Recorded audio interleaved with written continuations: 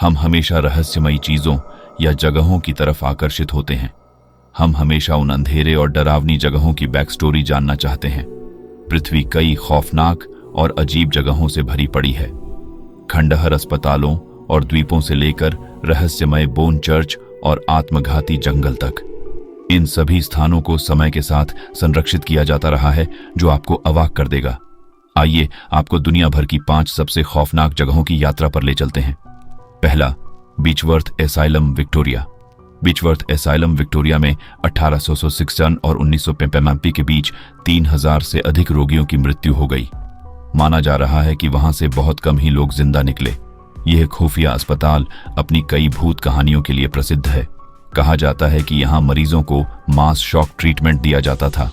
ऐसा कहा जाता है कि अधिकांश अपसामान्य गतिविधि अभी भी उस कमरे में होती है जहां ये उपचार होते थे। बीचवर्थ एसाइलम भूतों की कहानियों से भरा हुआ है। जब आप वह जाएंगे तो लगेगा एक लड़की संवाद करने की कोशिश कर रही है। रात में गलियारों में भटकता एक डॉक्टर, बच्चों के हंसने और खेलने की आवाज और आर्थर नाम के माली आज भी दिखाई देते हैं, ऐसा लोग मानते हैं जो वहां गए। दूसरा, गुड्डियों का द्वीप, मेक्सिको। मेक्सिको शहर के पास गुड़िया का द्वीप ऐसी खौफनाक गुड़िया से ढका हुआ है। डॉन जूलियन सेंटाना बेरेरा नाम का एक आदमी, जो द्वीप का कार्यवाहक था, पिछले 50 वर्षों से वहां एक पेड़ पर गुड़िया लटका रहा है। कारण जान आकर चौंक जाएंगे। वह कहता है कि वह एक छोटी लड़की की याद में ऐसा करता है।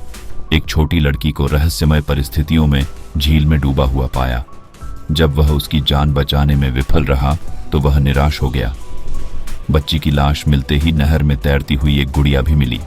उसने गुड़िया को उठाया और लड़की की भावना के प्रति सम्मान और समर्थन दिखाने के लिए उसे एक पेड़ पर लटका दिया।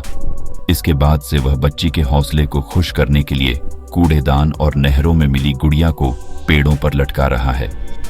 2001 में जूलियन उसी स्थान पर मृत पाया गया था जहां लड़की की मृत्यु हुई थी। जूलियन का परिवार अभी भी संदेह में है कि उसकी मौत डूबी हुई लड़की से जुड़ी थी या नहीं। तीसरा, सगाड़ा में हैंगिंग ताबूत। लेकिन सगाड़ा में लोग ताबूतों को पहाड़ की चट्टान पर लटकाते हैं।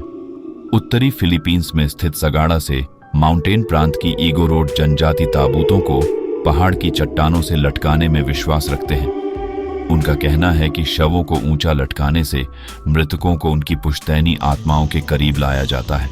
लोग अपने ताबूतों को खोखले लट्ठों से बाहर निकालते हैं। यदि वे बीमार हैं तो परिवार के अन्य सदस्य इसकी जिम्मेदारी लेते हैं। इस परंपरा का पालन 2000 वर्षों से किया जा रहा है। आज इस परंपरा का पालन कुछ ही लोग कर रहे हैं।